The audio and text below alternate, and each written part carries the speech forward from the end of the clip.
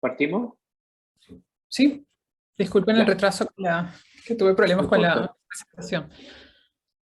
no importa, no te Bien, preocupes. Te aló. escuchamos. Sí, te escuchamos ya. Ya, perfecto. Mi nombre es Viviana Martínez, soy médico cirujano y anestesista. Hoy vamos a hablar de capnografía.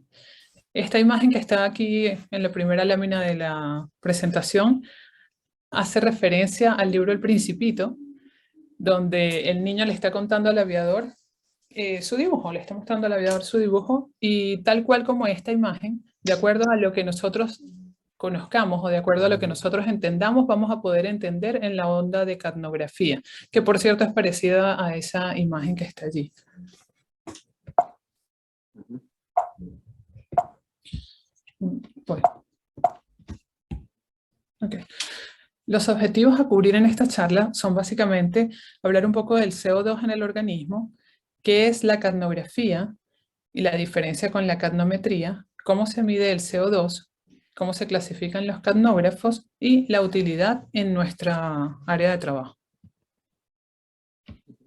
Con respecto a la cinética del CO2, es importante recordar que el CO2 se va a producir a nivel celular y su producción está directamente relacionada con el metabolismo celular del paciente. Si es un paciente que tenemos que tenga el metabolismo aumentado, vamos a tener muchísimo más producción de CO2 que un paciente que esté, por poner un ejemplo, bajo anestesia, en una sedación profunda. ¿Ya? El CO2 es el gas que más se produce en el organismo y tiene una capacidad de difundir elevadísima. Luego de que es producido a nivel celular, difunde hasta los vasos sanguíneos, donde es transportado hasta el corazón derecho y de ahí a los pulmones.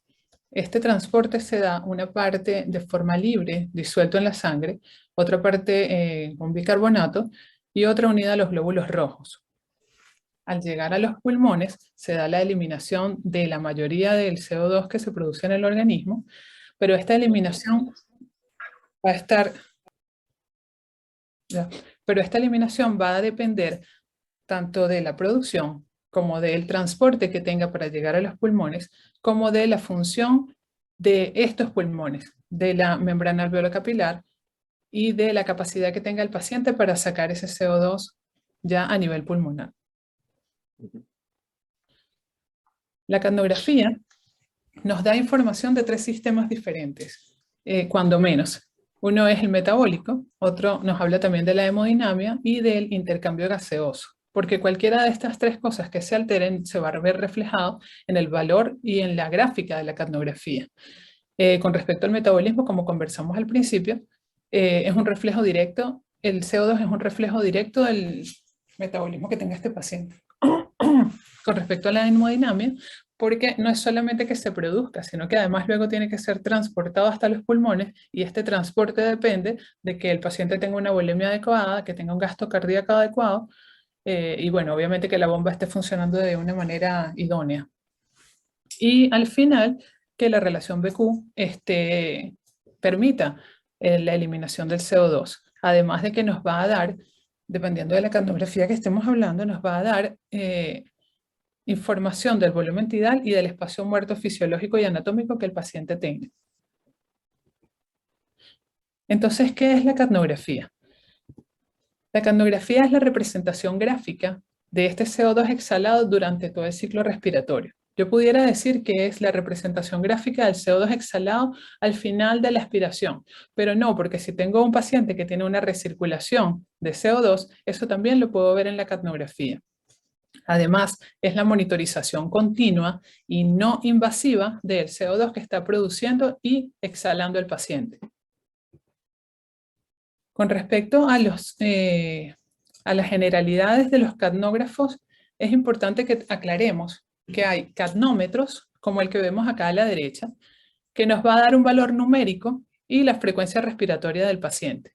Es bastante más limitada la información que nos da porque solo nos está dando un número. Igual es un método, todos son métodos no invasivos, como les comenté hace un momento. La diferencia entre el capnómetro y el capnógrafo es que el capnómetro solamente me va a dar este valor numérico. En cambio, el capnógrafo me va a dar la representación gráfica de la salida de este CO2, además de que me da el valor numérico y me da la frecuencia respiratoria. Eso en un catnógrafo tradicional como el que estamos viendo acá abajo. El CO2 se va a medir, al igual que la saturación periférica de pulso, de oxígeno, perdón, con absorbancia de luz roja, de luz infrarroja, perdón. En cuanto a los tipos de catnógrafos, tenemos los catnógrafos mainstream, que son los que se conectan directamente en alguna parte del mismo circuito respiratorio, usualmente al final del tubo orotraqueal o de la traqueostomía, si estamos hablando en caso de un paciente que tenga una traqueostomía. Pero lo importante de él es que va directamente sobre esta línea, sobre el circuito respiratorio, o sea, va a formar parte del espacio muerto del paciente. Y esto es relevante de acuerdo al tamaño que tenga y de acuerdo al tamaño que tenga el paciente. No es lo mismo hablar de un paciente promedio adulto de 70, 80 kilos que hablar de un bebé de 3 kilos. Tenemos este otro tipo de catnógrafos que son los de sidestream, que van a tomar una muestra del CO2 exhalado y lo van a llevar hasta un sensor que no está en la misma vía aérea. El anterior hace el análisis en la misma vía aérea artificial del paciente. En este otro caso, de los catnógrafos de sidestream, ellos toman una muestra a través de una sonda del CO2 del aire exhalado del paciente y lo transportan hasta el aparato, hasta el catnógrafo. Y ahí es que hacen el análisis de este gas. Por lo tanto, entre las características del catnógrafo de tipo mainstream es que es más rápido, su información va a ser brindada más rápida porque el análisis lo hace en el mismo sitio. Por ende, tiene una medición in situ, no se ve afectado por vapor de agua que se produce durante el ciclo respiratorio, permite colocar un sensor de flujo para poder hacer una medición de catnografía volumétrica, que es un tipo de catnografía que vamos a ver un poco más adelante. Es más rápido porque la medición es in situ y es aproximadamente, la duración para reflejar el valor es aproximadamente de menos de 70 milisegundos. Y entre las limitaciones que tiene o entre los contras, podríamos decir solo mide CO2. ¿A qué me refiero con que solo mide CO2? En anestesia nosotros utilizamos catnógrafos que nos analizan también los gases anestésicos y me dice qué concentración, por ejemplo, de Seborán estoy utilizando o le está llegando al paciente o está exhalando el paciente también. En este caso, este tipo de catnógrafos no analizan estos otros gases. Y es más pesado, lo cual en un paciente adulto, como conversamos, de repente no tiene mucha relevancia, pero en un paciente, en un neonato, pudiera incluso traducirse en que el paciente se extube. El tamaño del tubo que utilizamos con ellos es súper chico. Además los usamos sin balón y bueno, por otras características hay que tener más cuidado con este tipo de catnógrafos en pacientes pediátricos chiquititos, lactantes menores y neonatos. Con respecto a las características de los catnógrafos de tipo sidestream o de flujo lateral, que son los que toman esta muestra y la llevan hasta el catnógrafo, son más livianos, no hay aumento del espacio muerto porque ellos no están, no es un aparato más que aumente este volumen, sino que toman una muestra lateral por cualquier lugar, como vimos acá, incluso en el codo del circuito, acá se puede conectar este tipo de catnógrafo. La medición se hace en el catnógrafo, lo cual hace que se retrase el reporte de este valor. Es afectado por vapor de agua y esto es un mal que tenemos diariamente, a cada rato, porque el paciente en la medida en que respira, el aire que exhala lleva vapor de agua y estas sondas laterales se tapan con este vapor de agua, a pesar de que, como ven acá, suelen tener un filtro para este vapor de agua, igual suelen dar problemas porque se tapan. Entonces hay que sacar el filtro, secarlo, pero bueno, problemas menores. Y puede medir otros gases, como los gases anestésicos, de los que conversábamos, y su velocidad va a ser mayor. La velocidad que toma en dar el reporte de CO2 es mayor, es aproximadamente de 200 milisegundos, un poco más, porque justamente el análisis lo hace al llegar al aparato, al catnógrafo. Los catnógrafos también se pueden clasificar según el tipo de presentación clínica en catnografía estándar, que es la más común, digamos. Y nos aporta igual información valiosa de cómo está saliendo ese aire del paciente. Ya vamos a ver algunos ejemplos porque creo que una imagen dice más que 1000 palabras. En cuanto a esta capnografía estándar, tiene dos valores importantes que son, en el eje de las Y vamos a tener el CO2 representado en milímetros de mercurio, en el eje de las X vamos a tener la representación del tiempo. Esta línea, que sería el espacio AB, está representando la fase inspiratoria del paciente. Por lo tanto, el CO2 en la fase inspiratoria del paciente debería ser 0, salvo que, como dije hace un ratito, el paciente esté reinhalando CO2. Luego tenemos el segmento BC, que es el comienzo de la exhalación. La meseta viene a continuación, que sería esta área CD, que es propiamente el momento en el que está saliendo el aire alveolar. La medición del CO2 expirado al final de la expiración, al final de la EtCO2, que es end-tidal CO2, ¿ya? El volumen de CO2 al final de la ventilación o de la expiración, se hace aquí. Perdón, se hace justo aquí, porque teóricamente ese aire es el que es aire alveolar puro y no está contaminado por el aire del espacio muerto. ¿Qué es el espacio muerto? Es todas estas zonas por las que pasa el aire fresco que yo le estoy pasando al paciente, que yo le estoy enviando al paciente para ventilarlo, pero que no intervienen en el intercambio gaseoso. Llámese circuito, llámese boca del paciente, tráquea y bronquios principales. Entonces, la medición se hace acá donde está la D, justamente porque ese aire es el que teóricamente viene del espacio alveolar, donde sí hay intercambio. Y luego esta zona DE, que sería nuevamente el inicio de la inspiración. El valor normal del CO2 está entre 35 y 45 milímetros de mercurio, a diferencia del arterial, y tiene una diferencia con el, tiene una diferencia con el venoso, no arterial, de 3 a 5 milímetros igual. Aquí podemos ver entonces lo que sería la fase 1, la fase inspiratoria. Perdón, Vivi. ¿Sí? ¿Una diferencia con el CO2 arterial? ¿O ¿A qué te refieres con CO2 venoso? No, arterial, doctor, arterial. Arterial. Que es mayor el arterial, sí. Me confundí. Es mayor el arterial que el pulmonar, pero la diferencia entre esos dos valores suele ser de 3 a 5 milímetros de mercurio. Vuelve un poquito para atrás, por favor. Ahí tienes un CO2 de 35-45 en el capnógrafo. ¿En la arteria cuánto tendría? Si está en 35, debería estar en 38 aprox. O sea, este es más chico, el capnógrafo es más chico, eso es lo que hay que retener. Okay. Sí. Más bajo. Sí, el que sale es más bajo. Ok. Ok, entonces tenemos la fase 1, que en el capnógrafo estándar o en la capnografía estándar estaría representado, como conversamos, por la fase inspiratoria. La fase 2, que es la pendiente, que es justamente cuando empieza la expiración. La fase 3, conocida también como meseta, que es cuando está saliendo este gas alveolar y puede tener diferentes inclinaciones de acuerdo a lo que esté presentando el paciente, a las patologías del paciente.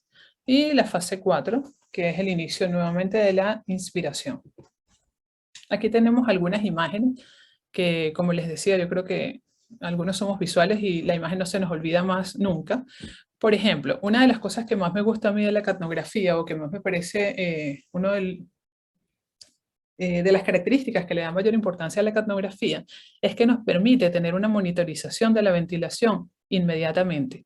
Si yo por ejemplo, conecto a un ventilador a un paciente, intubo al paciente y lo conecto al ventilador y hago un cálculo inadecuado del volumen tidal o el volumen minuto que ese paciente necesita, voy a ver esta imagen reflejada.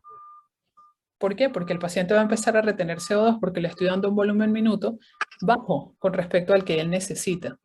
Y no tengo que esperar hacer unos gases arteriales que pudieran tomar mayor o menor tiempo, dependiendo de la disponibilidad del equipo y de todo lo que sabemos que significa, sino que puedo hacer las modificaciones en el momento, sobre la marcha. de acuerdo al comportamiento que tenga el paciente y de acuerdo a los requerimientos que tenga. Bueno, entonces esta es una representación de un capnograma donde podemos ver que el paciente progresivamente tiene un aumento de los niveles de CO2, que está reteniendo CO2. Si bien es cierto que no está reinhalando, no es un problema de reinhalación, sino que está reteniendo CO2 porque tiene un volumen minuto inadecuado, seguramente. Esta otra imagen es característica, conocida como aleta de tiburón, y en esta imagen vemos un aumento de la fase 2, o sea, esta inclinación está más pronunciada y es característica de los pacientes que tienen constricción, digamos un paciente asmático, un paciente con EPOC, un paciente con una reacción anafiláctica va a presentar este tipo de meseta. Ven que no es plana, sino al contrario, es inclinada, porque cuesta mucho más que los alvéolos logren sacar ese aire que está dentro de ellos, que es el aire que tiene el CO2. Y esta otra imagen que me gusta mucho porque lo vemos con mucha frecuencia en anestesia, donde vemos esta mella, no es una meseta, sino que parece más bien como un camello. Y esta hendidura nos habla de que el efecto del relajante está pasando, o que ya pasó, digamos. El paciente está teniendo esfuerzo inspiratorio, lo cual me permite, antes de que el paciente tenga alguna otra manifestación clínica, reforzar el relajante si es que quiero reforzarlo, o cambiar la modalidad de ventilación. Se llama hendidura, o es conocida como hendidura curariforme, porque los indios en Sudamérica, digamos, untaban o remojaban la punta de sus flechas con curare, que era una planta que tenía un medicamento o una sustancia, medicamento no, una sustancia, que cuando llegaba a la víctima, que era alcanzada por estas flechas, generaba que la información nerviosa no pudiera llegar a la hendidura sináptica y no se generaba la contracción muscular. Por lo tanto, el paciente estaba bloqueado y se morían por un paro respiratorio, obviamente, porque no podían ventilar, estaban bloqueados. Con respecto a la capnografía volumétrica, tiene otros componentes, porque la capnografía volumétrica, además de contemplar el CO2 que está saliendo del paciente, también incluye el volumen tidal. Entonces es como que superpone dos informaciones, obviamente es mucho más completa, pero, o sea, si tuviéramos que escoger algún tipo de capnografía, sin duda sería esta para los pacientes por lo menos ventilados, para los pacientes más graves, pero entre una y otra, como vieron las muestras anteriores, las imágenes anteriores son de capnografía estándar y también son valiosas. Entonces, en este tipo de capnografía podemos ver, volumétrica, podemos ver el área de ventilación alveolar efectiva, que es el CO2, que sería el área bajo la curva, que es esta zona que está en morado acá. Podemos evaluar también el espacio alveolar, el espacio muerto alveolar y el espacio muerto anatómico. Vemos que ya en la X no vamos a tener el tiempo, a pesar de que igual evidentemente va transcurriendo el tiempo, sino que vamos a tener es el volumen expirado. Y en las Y seguimos teniendo el CO2, el nivel de CO2. Entonces, si nosotros tomamos este valor del CO2, que sería el área bajo la curva, y lo multiplicamos por la frecuencia respiratoria, pudiéramos tener, o vamos a tener, el CO2 minuto, ¿ya? Que sería el volumen de CO2 minuto. Las fases de la capnografía volumétrica, igual tiene una fase 1, fase 2 y fase 3. Como vimos, la fase 1 es una parte donde no hay CO2, a pesar de que igual transcurre el volumen expirado, como les dije, no es tiempo acá, sino volumen expirado, ¿ya? Y debería mantenerse en cero, salvo que el paciente esté reinhalando. Esta fase 1 se puede prolongar en el caso en que, en el caso en que el espacio muerto aumente. Por ejemplo, yo estoy dándole anestesia a un recién nacido que voy a ventilar con 20 ml de volumen tidal y le coloco un capnógrafo de los que conversamos que aumenta el espacio muerto. Esta fase 1 se me va a prolongar si yo no tengo en cuenta ese espacio que me está aumentando el capnógrafo. ¿Ya? Ese es un ejemplo, digamos, básico por aumento del espacio muerto anatómico en este caso. ¿Ya? pudiéramos ver la reinhalación de CO2 en este caso, porque no partiría de 0 tampoco, sino que partiría de 5. Nosotros en los circuitos de anestesia tenemos absorbedores de CO2 y que cuando se satura, el absorbedor de CO2 se satura, simplemente el paciente empieza a reinhalar. Y ya esta línea no parte de 0, sino que puede partir de cualquier número por encima de él. La fase 2 nos da información, es la fase de transición, y nos da información de esta mezcla de aire que está saliendo, una parte de las vías de transición del espacio muerto y otra parte de aquellos alvéolos que sacan primero su aire, logran sacar el aire primero, ¿ya? Por eso no es en meseta, como acá, que se supone que esta fase viene a ser donde está aire alveolar puro. ¿Cuándo vemos un aumento de la prolongación de la fase 2? Cuando tenemos aumento de la resistencia de la vía aérea. Por ejemplo, el tubo se acodó, hay un broncoespasmo, el paciente está obstruido por secreciones. En esos casos, el paciente no, el tubo. En esos casos vamos a ver un aumento de esta fase 2. Esta línea se va a prolongar en el tiempo. En la fase 3 vamos a tener, como les comentaba, la salida del gas propiamente alveolar y la salida del gas de los alvéolos que demoraron más en lograr sacar este aire. Por ejemplo, los pacientes que tienen EPOC, vamos a tener que lograron sacar o terminar de sacar ese gas alveolar en esta fase. Esta pendiente se inclina o se mantiene más horizontal como una meseta de acuerdo a la heterogenicidad que yo tenga en esos alvéolos y su capacidad de sacar o no, digamos, al mismo tiempo el gas. En un paciente sano debería ser más bien plana, debería ser más bien una meseta. En un paciente que tenga una alteración BQ, una alteración del gasto cardíaco, voy a tener alteración. Por ejemplo, si tengo alteración BQ, esta meseta no va a ser tan plana, sino más bien va a estar inclinada. Cuando hay alteración del gasto cardíaco, digamos una disminución del gasto cardíaco, va a estar más abajo. Este espacio va a disminuir, el CO2 va a disminuir. Y cuando hay una hendidura por esfuerzo respiratorio, es la hendidura curariforme que vimos en la imagen atrás, que presenta como una media. Aquí hay una imagen también característica donde vemos la inclinación de la pendiente en un paciente con un EPOC o un distrés respiratorio, por ejemplo. Vean que se prolonga tanto la fase 1, que nos habla de aumento del espacio muerto, como la meseta, que no es tan meseta, sino que más bien es una pendiente. Entonces, en la cardiografía volumétrica vamos a tener el área de la X, que como decíamos es el área bajo la curva, que nos está representando la eliminación del CO2 o el CO2 eliminado por ese paciente. El área Y, que es el área del espacio muerto alveolar, y el área Z, que es el espacio muerto anatómico. Este espacio muerto anatómico es el que va a estar dado por el circuito y todas las conexiones que yo le voy a colocar al paciente. Disminuye, por ejemplo, ¿en qué caso? Que nosotros lo vemos con frecuencia. Un paciente que está ventilado con tubo y le hacemos una traqueostomía. Este espacio muerto anatómico se reduce inmediatamente. El espacio muerto alveolar, por poner un ejemplo, aumenta en el caso, digamos, de un tromboembolismo pulmonar.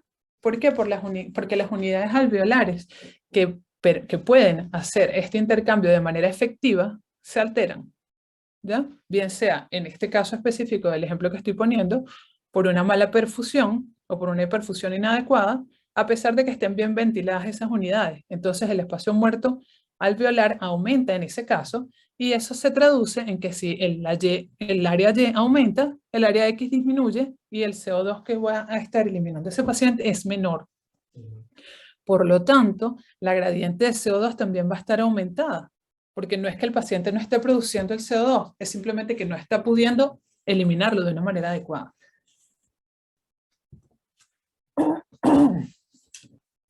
Les comenté hace un ratito que tenemos el CO2 en cada respiración y si lo multiplicamos por la frecuencia respiratoria nos va a dar el volumen minuto de CO2.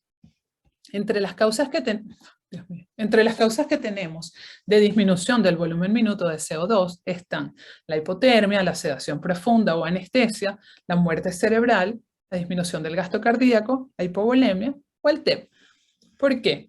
Como les decía, si disminuye la eliminación de CO2, me está aumentando el espacio muerto alveolar. No sé si, bueno, vemos las preguntas al final.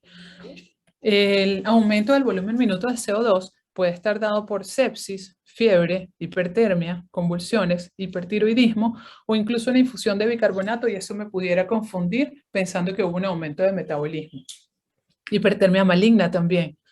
O cualquier situación que aumente el metabolismo. Viviana, Sí, doctor. solamente para que quede más claro, cuando dices volumen minuto es sinónimo a producción de CO2, ¿no? Sí, pero multiplicado por la frecuencia respiratoria. No sería en este caso 35, sino digamos 35 por 12, si se está ventilando a 12 por minuto. Claro, pero conceptualmente es el CO2 producido. Sí, exacto. Que sale a la vía aérea. Claro. Aquí Exactamente. está. Ok. Entiendo. Lo sé. Y bueno, el aumento del volumen minuto de CO2 entonces va a estar dado por básicamente cualquier cosa que nos aumente el metabolismo, pero importante este detalle del bicarbonato porque se nos puede pasar por alto y empezamos a hiperventilar al paciente que realmente no tenía esta hiperproducción de CO2. Con respecto a las modificaciones del espacio muerto alveolar, podemos tener que va a aumentar este espacio muerto, como he comentado en varias oportunidades, en el caso del tromboembolismo pulmonar, en el caso de un paciente que presente enfisema, cuando hay hipertensión pulmonar. Incluso si tenemos un paciente con un PIB muy alto, el espacio muerto alveolar va a aumentar. Y cuando hay alteraciones del gasto cardíaco, que viene a ser relacionado con lo que acabo de decir. Si, por ejemplo, este ejemplo ya lo puse, si tenemos el paciente con el TEP, lo manejamos, empieza a perfundirse mejor estas unidades alveolares que estaban hipoperfundidas por el trombo, ¿qué va a suceder con este espacio muerto que había aumentado por el TEP? Evidentemente va a volver a disminuir, esas unidades alveolares van a empezar a ventilar nuevamente de una forma adecuada y el espacio muerto alveolar en ese caso empezaría, como les digo, a disminuir y el CO2 empezaría a subir, más en correlación con el CO2 arterial que ya teníamos. Porque en ese caso se presenta una disociación del CO2 arterio alveolar. Porque el pulmón no está siendo capaz de barrer el CO2 de manera adecuada porque tiene esas zonas donde la relación BQ está alterada y por lo tanto no hace, digamos, ese trabajo de manera efectiva.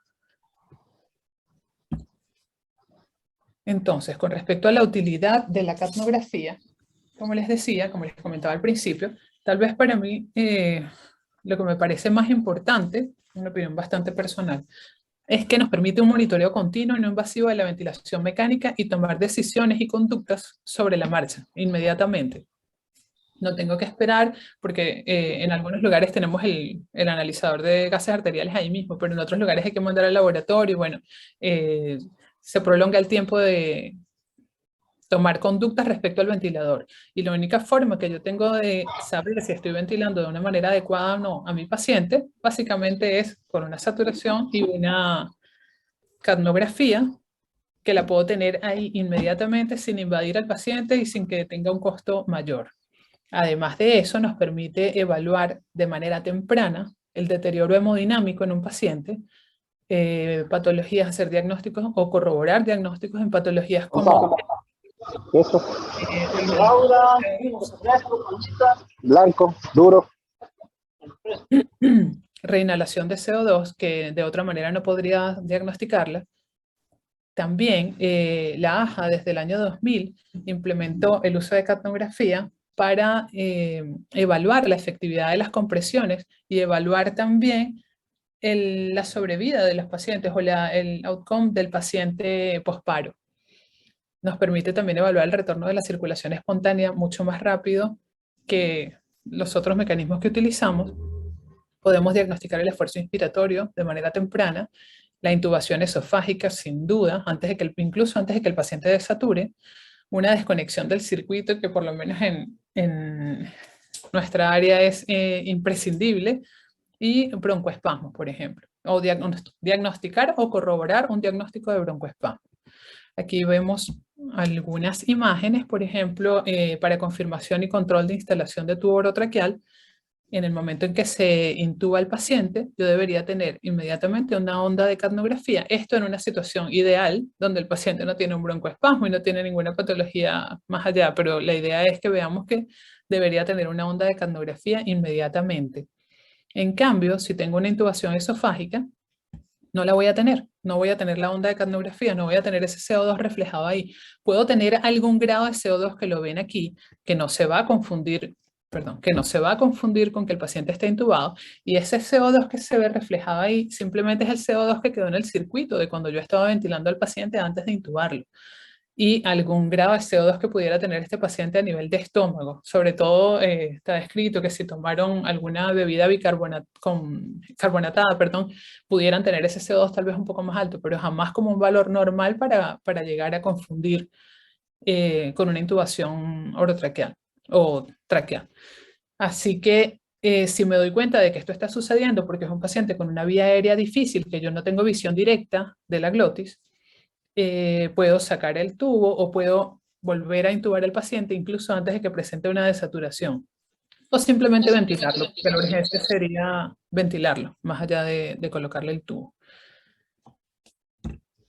En casos de obstrucciones del tubo orotraqueal, se empieza a modificar la onda de capnografía, como habíamos conversado hace un rato también, por ejemplo, por secreciones, que es muy común en los pacientes de terapia, y empieza a modificarse la onda de esta manera. No porque el paciente tenga alteraciones, ventilación, perfusión y hemodinámica, sino porque todo lo demás se va a mantener estable, digamos, la presión arterial, la frecuencia, todo lo demás se va a mantener estable, pero empiezo a ver esto. Entonces ya sé que el paciente está, digamos, con una gran cantidad de secreciones, sin acercarme al paciente, sin tocar al paciente.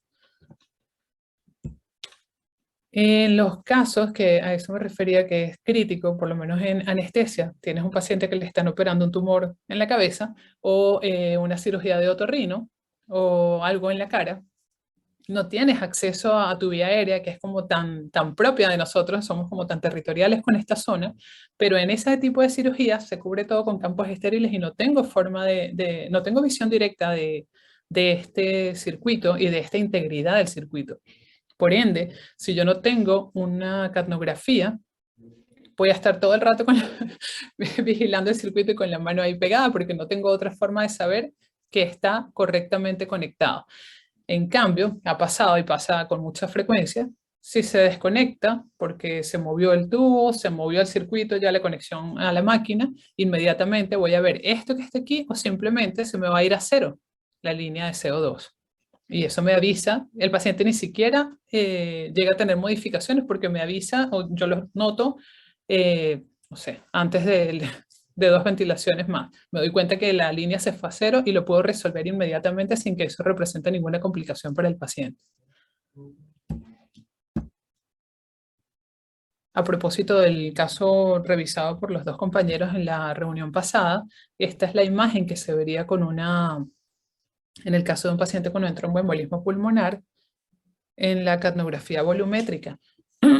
Hay aumento del espacio, hay aumento de la fase 1 por aumento del espacio muerto justamente y una disminución en el valor de CO2 con el consecuente aumento del espacio muerto alveolar, pero no hay aumento, o sea, no se va a ver una alteración diferente, no hay aumento de la curva, no se ve un cuadro obstructivo como lo vimos en otras diapositivas.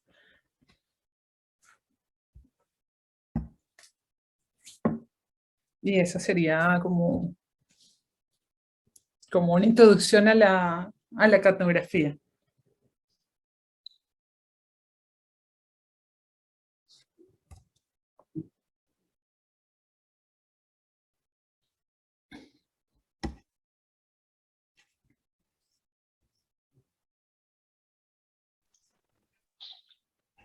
Viviana. Dígame, doctor. Bueno, felicitarte por la presentación súper concreta y amena y entendible. Pregunta, a tu juicio, ¿la mayor utilidad en la UCI cuál es? En la anestesia está clarísimo, ¿cierto? Que el control de la vía aérea, diría yo, la obstrucción de ella. Pero en la UCI, si te dijeran a ti, te preguntaran, dado que tú haces UCI y pasaste la pandemia, en el fondo, viendo muchos pacientes, Sí. ¿cuál sería, a tu juicio, la utilidad mayor de la La, ut- capnografía volumétrica? Porque la otra casi no se usa en la UCI, ¿no? La estándar. la estándar, sí. Yo pienso que lo más importante es esa capacidad que me da de hacer las modificaciones ahora con respecto al ventilador, porque claro, si bien es cierto que no todos los pacientes están ventilados, en UCI la mayoría de ellos están ventilados o por lo menos en condición UCI están ventilados todos. Y son pacientes que son dinámicos, no están en una condición estática. Por lo tanto, necesitan un manejo dinámico también. Y de repente con un control cada 6 u 8 horas me quedo corta. O con un control simplemente viendo el valor, como puedo ver la frecuencia cardíaca o como puedo ver la presión arterial invasiva, puedo tomar decisiones y ajustar el ventilador de acuerdo a las necesidades que ese paciente tenga en ese minuto. Eso me parece como la más importante en terapia. Fuera de eso, como la segunda, diría yo, en prioridad, eh, para corroborar diagnósticos o para hacer diagnósticos, como el caso este del tromboembolismo, el caso que tuvimos hace no muchos días con Everick, de la paciente que hizo el broncoespasmo severo, que la intubamos, eh, es valiosísimo en esas situaciones. Eh, y sin lugar a dudas, menos frecuente, gracias a Dios, pero sin lugar a dudas también en el caso de reanimación, porque es un área que no está exenta de tener pacientes que ameriten reanimación. Me refiero a paro o a bradicardias extremas y ese tipo de situaciones. Ujú. ¿Cómo se vería el capnógrafo cuando un masaje está bien hecho? Debería verse una capnografía por encima de 20 milímetros de mercurio. Cuando el paciente, cuando el prestador de servicio, digamos el que está haciendo las compresiones, se empieza a cansar, uno lo ve en la onda de capnografía. Hoy me disculpo que no la agregué. Uno lo ve en la onda de capnografía porque al principio se ven eficientes porque hay un CO2 adecuado. El paciente acaba de entrar en paro, por ende su metabolismo o ese CO2 que se produjo todavía está allí. Y al iniciar las compresiones, una persona que las haga de manera adecuada y que no esté cansada, va a tener un CO2 por encima de 20 milímetros de mercurio, que debería ser la meta. En la medida en que esto empiece a disminuir, pudiera estar asociado a que el reanimador está cansado. Es el momento de rotarlo, no importa que no vaya el tiempo que dice el protocolo.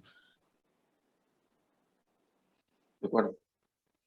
Y con respecto a la hemodinamia, Vivi, ¿qué opinas? O quizás podríamos darle la opinión, no sé si está conectado Everett o Ornella o Juan. Sí, Doc, conectado. ¿Qué te parece, Everett, con respecto a la hemodinamia? Porque en el fondo, si uno escucha esto, nosotros no tenemos capnógrafo. Mi idea es que tengamos luego, porque no todos nuestros ventiladores tienen el software, y lo elijamos bien, ¿ya? Por ejemplo, deberíamos decir, imagínate que tengamos 2 capnógrafos o uno. ¿A quién se lo ponemos del total de los ventilados? Eso quiero llegar, quiero ver en el cuál de nuestros pacientes sería el más útil. Porque lo más fácil de decir, ¿cierto? O lo primero que uno diría sería los pacientes obstruidos, ¿no?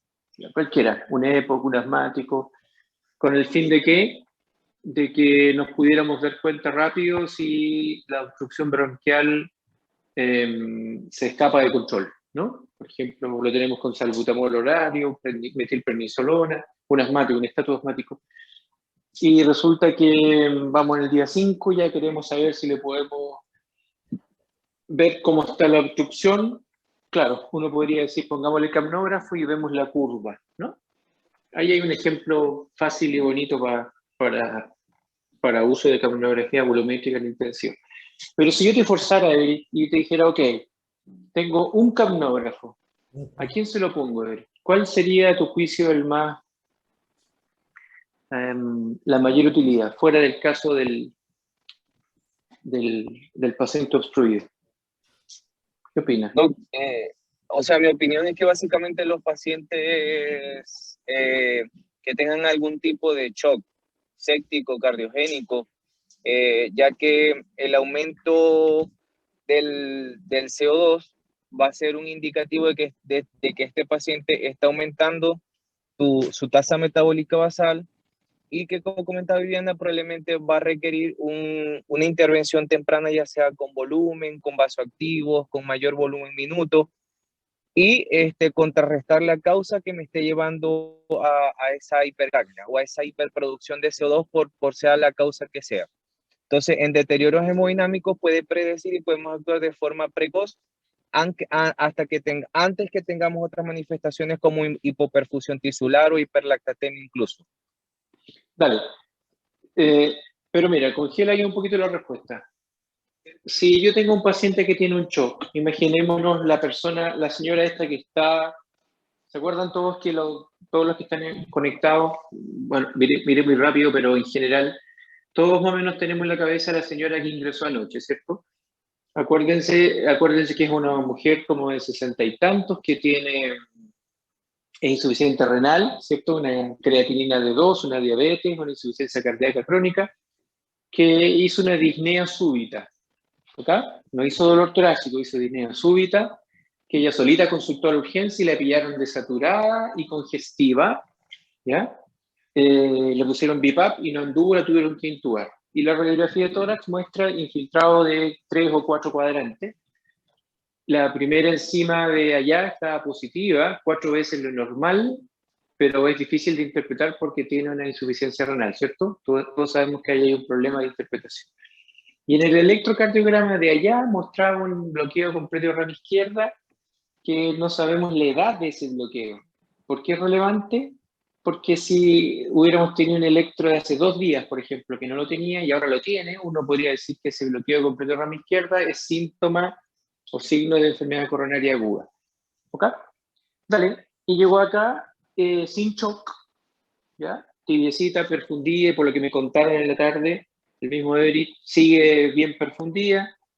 Llegó acuérdense, con el potasio de 6, que con las medidas hipocalemiantes se corrigió porque responde a la furosemia. Entonces se plantea la duda de que podría ser o no una enfermedad coronaria aguda que se manifestó así. O sea, ella andaba por la vía relativamente compensada. ¿Y qué lo hizo entrar en disnea súbita? Esa es la pregunta, como siempre, ¿no? El por qué. Si yo me devuelvo en el tiempo, yo me la imagino ella en su casa, ¿cierto? Tomando su enalapril, su insulina, qué sé yo, furosemida, bla, bla. Y súbitamente, imagínensela viendo tele, le empieza a decir a su familia que no le entre el aire, que no le entre el aire, que la lleven a la urgencia. Eso es, en términos prácticos. Y llega a la urgencia y la deben haber encontrado un poquito con aumento del trabajo respiratorio, en insuficiencia respiratoria, le ponen el BiPAP, no funciona y le intuban. Entonces, Everett, volviendo al punto, si yo le pusiera el capnógrafo a esta señora, ¿ok? ¿Cómo crees tú que estaría? Esa pregunta más bien para Viviana. Viviana, si yo le pusiera el capnógrafo a esta señora, ¿cómo crees que estaría? Y cuando Viviana responda, Everett, ¿por qué crees tú que sería útil ponerle el capnógrafo a ella en particular? ¿Ya? ¿Se entendió? Vivi, Sí. ¿cómo crees tú que estaría la capnografía en ella? Y Everett, ¿por qué crees tú que sería una excelente candidata para ponerle el capnógrafo volumétrico a ella? Colgándome de tu respuesta, porque tu respuesta es correcta, ¿no? Tú dices, Doc, yo más que a lo obstruido se lo pondría al que está en shock. Yo quiero hurgar eso, quiero saber por qué. Bien, entonces, ¿cómo estaría la capnografía volumétrica en ella? Estaría disminuido. El volumen de CO2 estaría disminuido, porque como comentamos hace un rato, no solamente la producción de CO2, sino que también la capnografía nos permite evaluar la producción, que está relacionada con el metabolismo, pero nos permite luego evaluar cómo está el gasto o cómo está la función cardíaca, digamos, porque no es solamente cómo está la bomba, sino que también tenga la volemia adecuada para poder transportar este CO2 de donde se produce hasta los pulmones, que es donde lo quiero eliminar. Entonces yo pienso que va a estar disminuido por eso. Dale, mira, congelemos ahí un poquito tu respuesta. Para ver si es correcto o no, yo tendría que preguntarte, en el caso de ella, Vivi, la producción de CO2, la producción de su cuerpo, ¿estaría normal o elevada? Normal. Considera que no tiene sepsis, recuerda, de tu listado, no sé si quieres volver a la diapositiva donde yo te interrumpí y decía B, comillas, CO2, o sea, la producción de CO2. ¿Te acuerdas que había sepsis, hipertiroidismo, Sí. solución de bicarbonato? No sé si la puedes poner. Voy a eso, sí. Dale, dale. Pero esta señora no tiene sepsis, ¿cierto? No tiene infusión de bicarbonato, se le puso un poco, pero no una infusión concreta, ahí está. No tiene fiebre, no tiene hipertermia, no está convulsionando, no está hipertiroidea. O sea, su producción de CO2, Viviana, como bien dices tú, debe estar la producción normal. Normal, la ¿cierto? producción. No, Sí. no es un cuadro así, un shock séptico de eso con 40 fiebre, en eso está alta. Y ahora con respecto a la liberación de ese CO2 a la vía aérea. Ahí lo que para responder tienes que preguntarte, que yo ya más o menos lo dije, es si está en shock o no, y no lo está, o no lo está. Y Everett te podría decir que no lo está, porque está tibiecita, tiene buen láctico, entiendo, no sé cómo llegó el láctico a las 14 horas, pero sé que el delta de CO2 de la mañana o a media mañana, no sé, estaba en 9. O sea, el delta de CO2 estaba un pelito alterado. O sea, el gasto que tenía, el que sea, ponle, no sé, 5 litros minuto, por poner un número, al parecer estaba adecuado para mantenerla a ella bien perfundida. De hecho, respondía a la furosemida, la tibiecita. Entonces, Vivi, si yo le hubiera puesto el capnógrafo ahí, en ese minuto preciso, ¿cómo hubiera estado el capnógrafo volumétrico? Considerando que no tiene shock. Normal. En ese escenario. Normal, no, normal. Normal, ¿cierto? Sí. Entonces, Sí. se deduce ahora la respuesta que debiera dar Everett. Everett, entonces, ¿por qué sería la mejor candidata de la UCI? Ella, ponerle el capnógrafo, y no a uno de los 3 o 4 EPOC descompensados que debemos tener intubados. Que alguien te podría decir, que también necesito saber si se obstruyó o no se obstruyó. ¿Ya? ¿Por qué es útil en ella? Que eso es donde yo quiero llegar. Everett. Doc, en ella básicamente porque es un predictor precoz para ver si la paciente entra en shock cardiogénico. Exactamente. Eso es tal cual. Y si llega a entrar, Ornella, no sé si estás conectada. Estoy conectado.